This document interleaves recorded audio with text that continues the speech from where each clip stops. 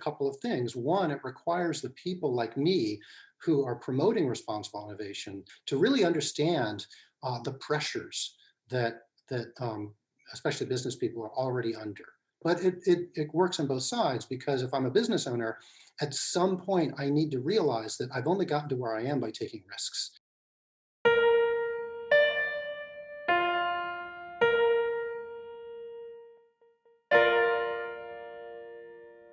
It's been quite exciting to watch and see RI, responsible innovation, progress from theoretical work towards being applied in the industry, being applied in labs.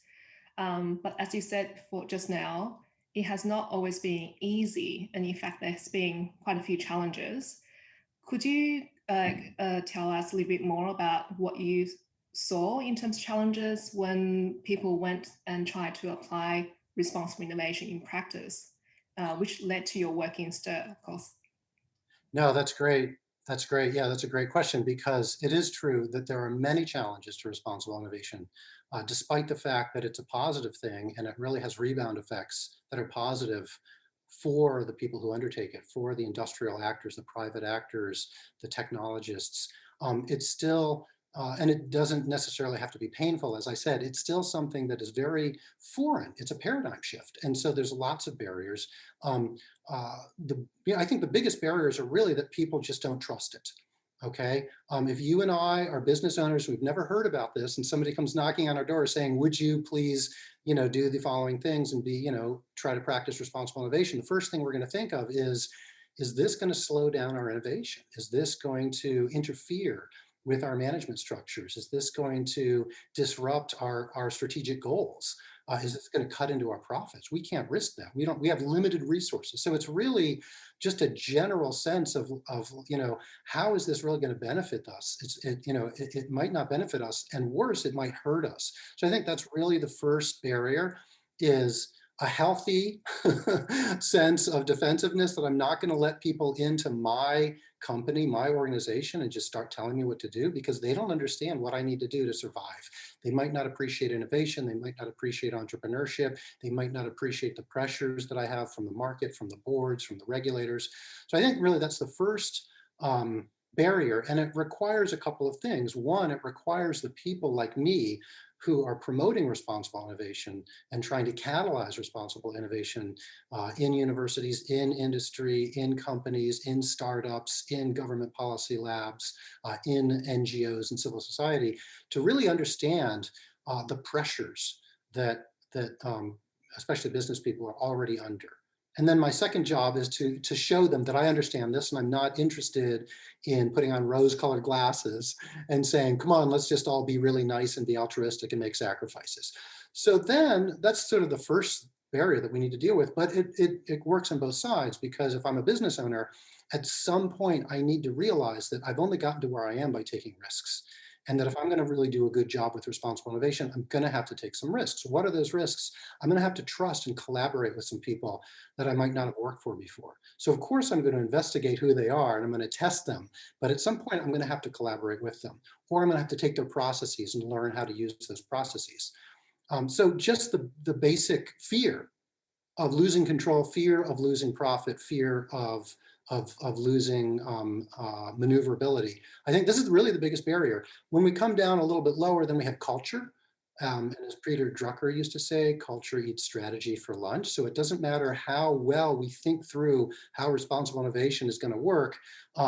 If it's not designed to work within organizational cultures that are going to resist anything that looks like a waste of time or anything that seems like an added responsibility, then it's going to go nowhere. So we really need robust tools, robust platforms, and robust collaborators who know how to get the job done and how to work with culture, not against it.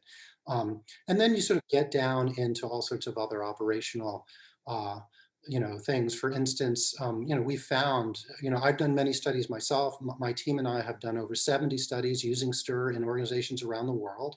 And there have been many other responsible innovation teams, and I've published a lot of their work. So I know some of their findings. And, one of the big problems is resources. Resources are limited. So in an ideal world, we would put together platforms to talk to citizens and consumers and stakeholders and listen to what they have to say and work it back into our decision-making processes. But this takes time and this takes money.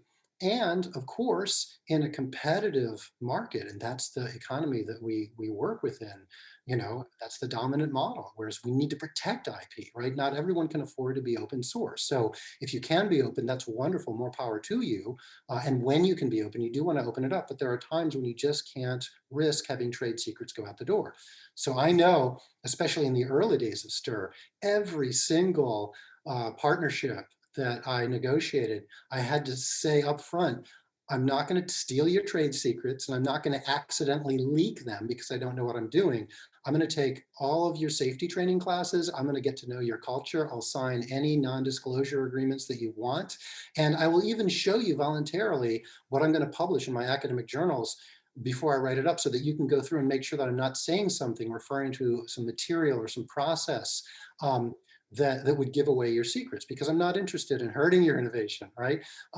So this is part of culture, and this is part of perception. The very first goal, the very first problem, the question of trust.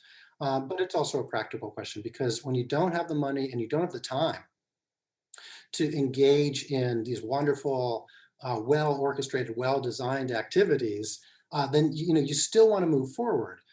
So that's what STIR is. STIR is a much more lean approach that says, okay, you might not be able to hold workshops with stakeholders and with consumers, and to spend a lot of time commissioning reports and just doing an assessment of your entire operations. How about this? Let's go to the core daily operations and just work with those and start getting incremental results, incremental improvements. Let's improve productivity at the same time that we're including sensitivity to the social issues. So there are other barriers, but these are really the main ones.